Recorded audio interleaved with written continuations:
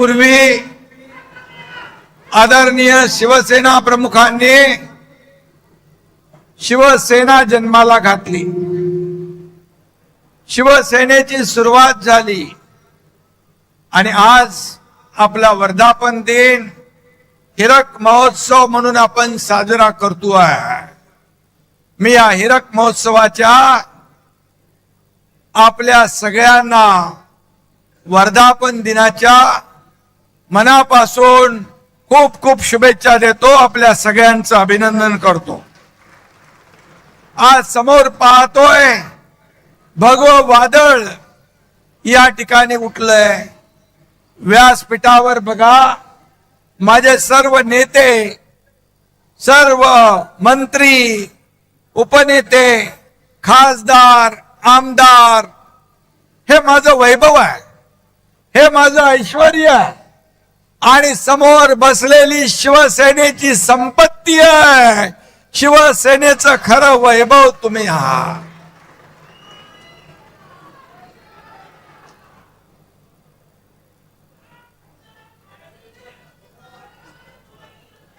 बऱ्याच जणांच्या नजरा आपल्याकडे लागल्या।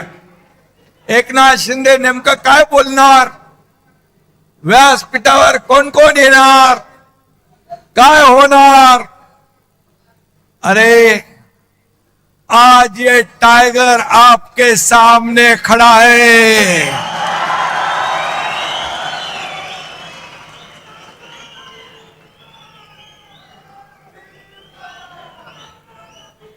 आज मी बघतोय काल परवापासून कुछ कुत्ते रोज भोक रहे हैं, पण मी तुम्हाला सांगतो कुत्ते झुंड में आके भोगते हैं, शेर अकेला आता है। कुत्ते भोगते रहते, टाइगर शिकार करता है और कुत्ते भोगते रहते हैं और टाइगर दहाड़ता है। ये शिवसेना है, ही शिवसेना है आणि ही शिवसेना आज महाराष्ट्रात आपण पाहतोय। बाळासाहेबांचे विचार, धर्मवीरांचे विचार घेऊन आपण पुढे चाललोय। ये तो सिर्फ ट्रेलर है, पिक्चर अभी बाकी है। आगे आगे देखो होता है क्या। आपली शिवसेना मराठी माणसाच्या स्वाभिमानासाठी जन्म झाला।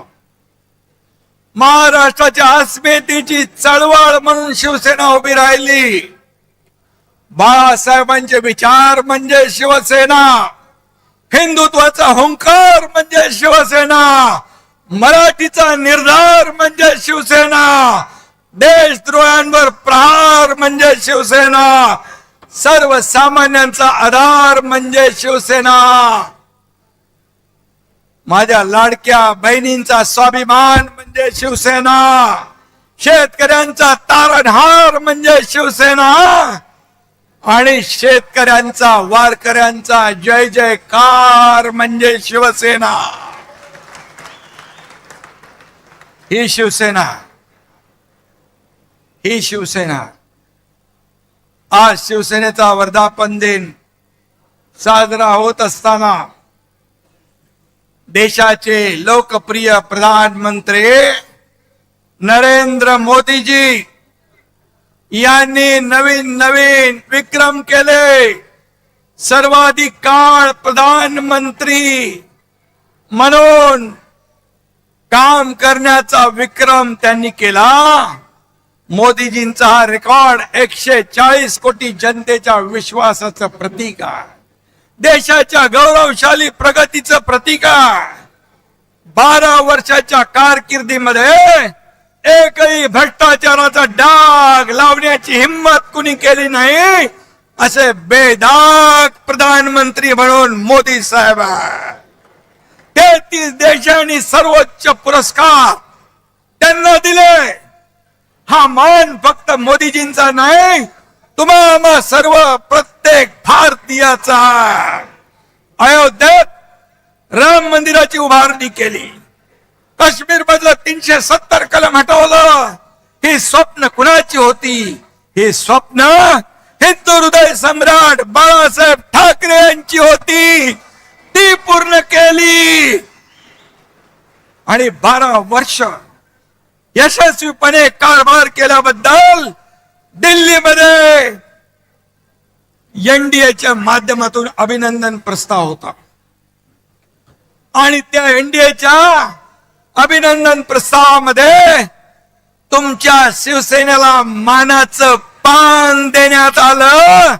मी स्वतः अभिनंदनपर भाषण केलं आणि आजच्या जाहीर सभेतही आपण शिवसेनेच्या वतीने आदरणीय मोदीजींच्या अभिनंदनाचा ठराव इथे करूया. सर्वांनी उभं राहून दोन्ही हात वर करून टाळ्यांच्या गजरामध्ये मोदीजींचं अभिनंदन करूया.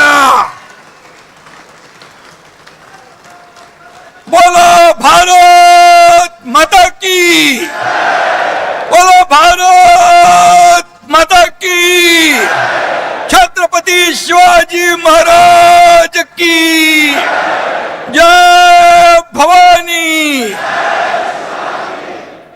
धन्यवाद धन्यवाद. भारताला महासत्ता करण्याचं 140 कोटी जनतेचं स्वप्न पूर्ण करण्याचं बळ मोदीजींना मिळो ही आई जगदंबेकडे प्रार्थना करूया.